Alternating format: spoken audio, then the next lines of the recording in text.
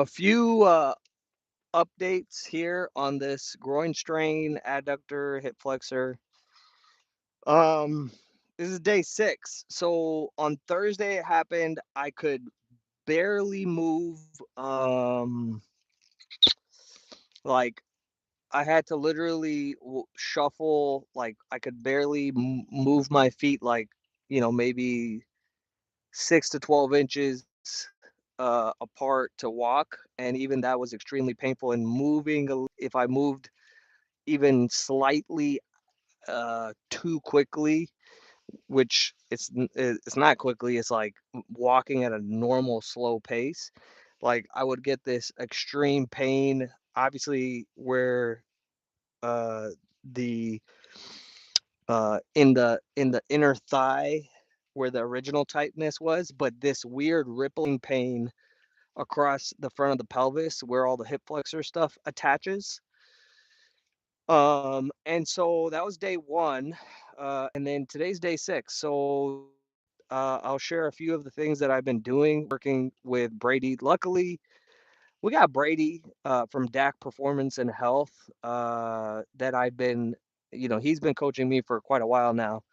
And again, this is the benefits of having coaches who are really, really good, um, and live the thing that they're coaching.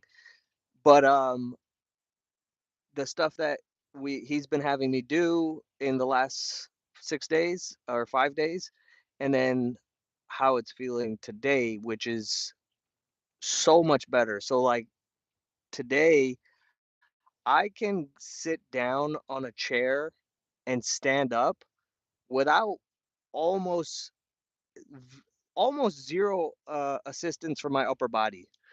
I can get in and out of the car without thinking too much about it.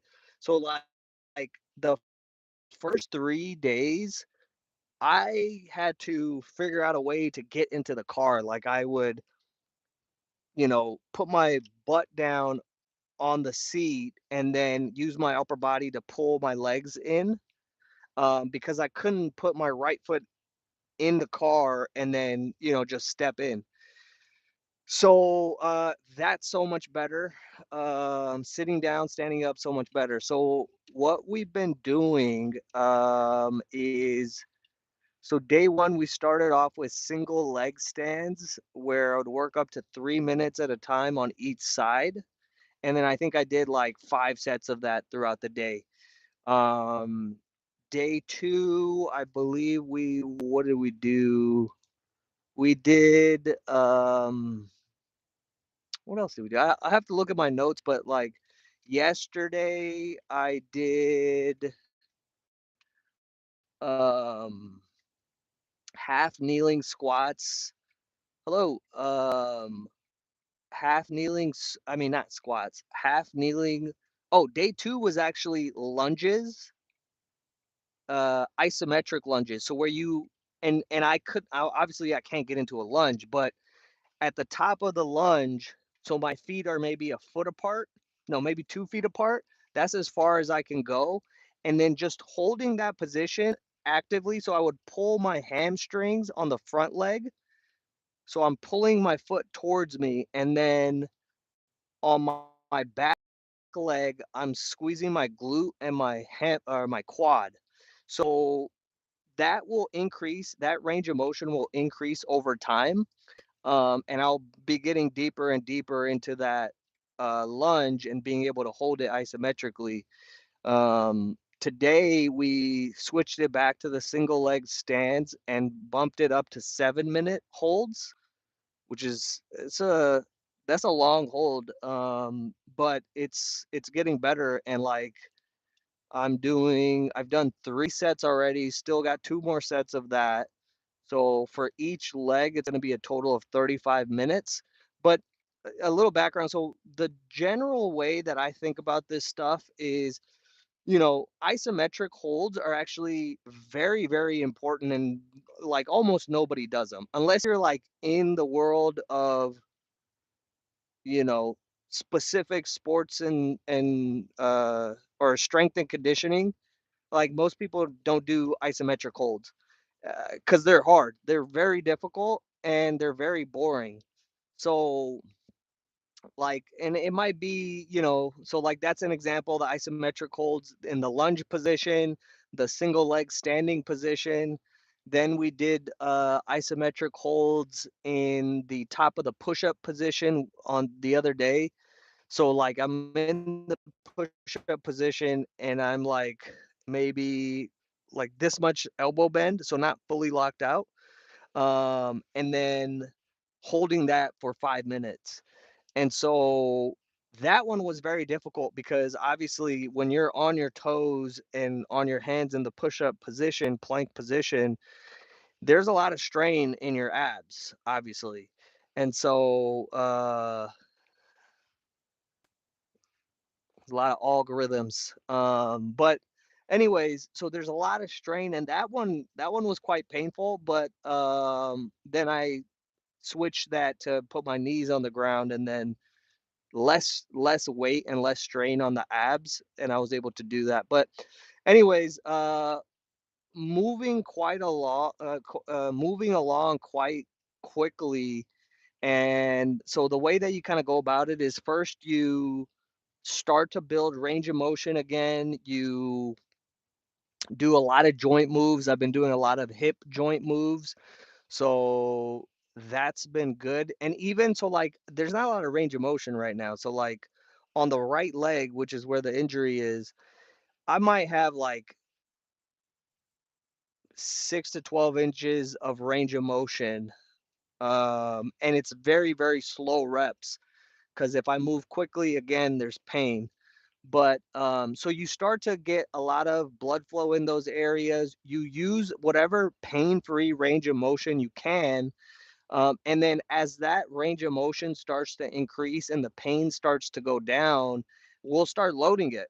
And so we'll see when that happens. I wouldn't be surprised if I'm able to start loading um, this area probably in a week, maybe 2 weeks. But again, it's just a reminder of like two main points. One, the body always heals. It doesn't matter what the injury is, the body always heals. There's examples of all kinds of injuries, people coming back from them. And then the second thing is, in virtually every case, you have to do stuff if you want it to get better. And, like in most cases, if you go to the doctor, all they're going to do is they're going to give you painkillers. That's not good. Um, yes, the pain sucks. But again, that comes, that's your perspective and interpretation of what pain is and how do you deal with it. So most people, you get pain, it fucking sucks, but it's telling you something and it does not mean that now your life is over and you'll never recover from this injury. Um, I'll shout out Brady from DAC Performance and Health, who is my coach. He's been my coach. Um, no, not Jew. Do I look Jewish? That doesn't make any sense. I am Indian, but Brady, if you are experiencing any injury, I would say go work with somebody like Brady. Brady is the best. Um, in my opinion, there's a lot of really good strength and conditioning coaches out there, but Brady is one of the best in the world, especially on helping people recover from like very serious injuries. He's been doing this for a while, so. But anyways, so that's kind of the current progress. Regained ability to sit down, stand up with very, very minimal upper body support. Getting in the car is much easier. Um, Walking pace, which has been extremely slow, it picked up a little bit today. Today felt really, really good. and then I sneezed like 8 times in a row. And any sneeze or cough or laughing too hard, that causes a lot of pain on the muscles attaching to the pelvis, to the pelvic bone. And so that kind of slowed me back down a little bit because the pain went up. But yeah, that's where we're at. Still doing the sauna at least once a day, doing doing Epsom salt baths like every other day, and then Epsom lotion throughout the day, and then castor oil like topically at night. And then I've seen a couple of other good things. And obviously, like the diet has been super clean, super nutrient rich. So it's all like fruits, vegetables, protein, lean meats, um, bone broth, etc. So that's kind of the plan. That's where we're at right now. Um, but yeah,